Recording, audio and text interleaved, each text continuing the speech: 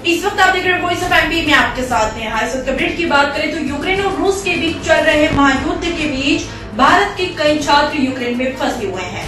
Ukraine में फंसे हुए सचिन की घर वापसी हुई है। यूक्रेन में फंसा हुआ था तब सचिन के माता पिता काफी चिंतित थे, लेकिन सचिन की घर वापसी के बाद सचिन का पूरा परिवार बहुत ही खुश है। सचिन का पूरा परिवार प्रदेश के मुख्यमंत्री को धन्यवाद ज्ञापित करते हुए धन्यवाद दिया। वहीं आपको बता दें कि मध्य प्रदेश के मंदसौर जिले के सीतामऊ तहसील के गांव भंगोर के रहने वाले सचिन प्रजापति यूक्रेन से अपने घर सुरक्षित पहुंचने पर उनके माता पिता ने पूजा की थाली हाथ में लेकर तिलक लगाकर सचिन का स्वागत किया। वहीं सचिन की घर वापसी पर पूरे परिवार में खुशी का माहौल देखा गया।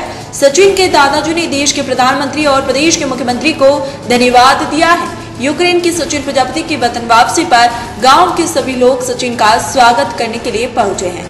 आज मैं बहुत ही खुश हूं क्योंकि मैं अपने परिवार के पास वापस आ गया हूं। मैं जब डेनीपर में था तब वहां पर रोज रात को अलार्म वगैरह बजते थे, बम धमाके की आवाज़ आती रहती थी, तो बहुत डर लगता था। लेकिन हम 1 मार्च को डेनीपर से निकल गए थे यूक्रेन रोमानिया बॉर्डर के लिए।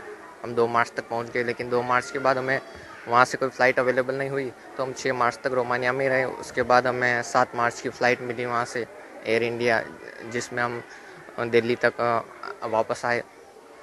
शेल्टर होम में खाने पीने की व्यवस्था सब अच्छी कर रखी थी, गवर्नमेंट की तरफ से सब सुविधा दी गई थी। अभी कुछ सोचा नहीं, देखते हैं आगे क्या स्थिति होती है वहाँ जहाँ हम थे, लेकिन वो अभी तो सेफ जोन में था। आगे वहाँ पर क्या होता है उस हिसाब से फिर आगे हम डिसाइड करेंगे।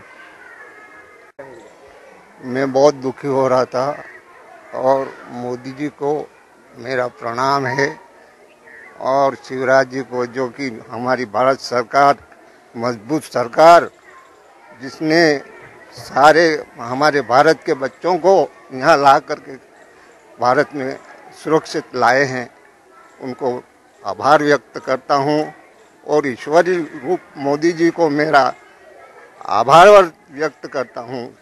पूरी भारत की जनता को सुरक्षित रखे और उनको परमात्मा अंतिम शक्ति दे, बहुत भारी शक्ति दे, जो कि इस भारत को महान बना।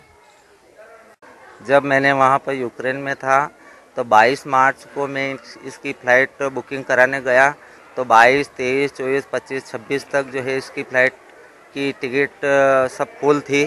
फिर मैंने 27 तारीख की जो है कीव से इसकी फ़्लाइट बुकिंग करवा दी थी, पर 24 तारीख को जो है सभी फ़्लाइटें रद्द हो गई।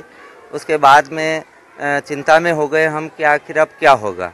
फिर भारत शासन द्वारा इसको वहाँ डेनप्रो यूनिवर्सिटी से रोमानिया बॉर्डर तक ले जाने के लिए कॉलेज प्रशासन द्वारा बस द्वारा जो है इसको ले जाया गया।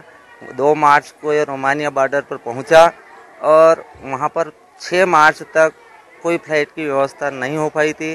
फिर 7 मार्च को कंफर्म हुआ कि आज 11 बजे जो है फ़्लाइट मिलेगी।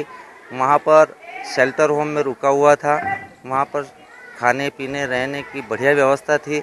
इससे हम रोज़ शाम को सुबह में 2-3 बार इसकी व्यवस्था पूछते रहते थे कि भाई क्या कोई दिक्कत तो नहीं है। फिर ये बताता कि कभी कभी यहाँ पर कॉलेज में था तब यहाँ पर धमाके या कि एक यहाँ घर वाले चिंता करते थे, तो मैं ये नहीं बताना चाहता हूँ, पर यहाँ पर एक मिसाइल गिरी है, पर घर वालों को मत बताना, ये हमको और ढाढ़स बजाता था। फिर यहाँ 7 मार्च को शाम को 3 बजे जो है इसको फ़्लाइट मिली, वहाँ से दिल्ली आया। दिल्ली से रात को 11 बजे उतरने के बाद में इसने बोला कि मेरे को सुबह में 5 बजे इंदौर के लिए फ़्लाइट है।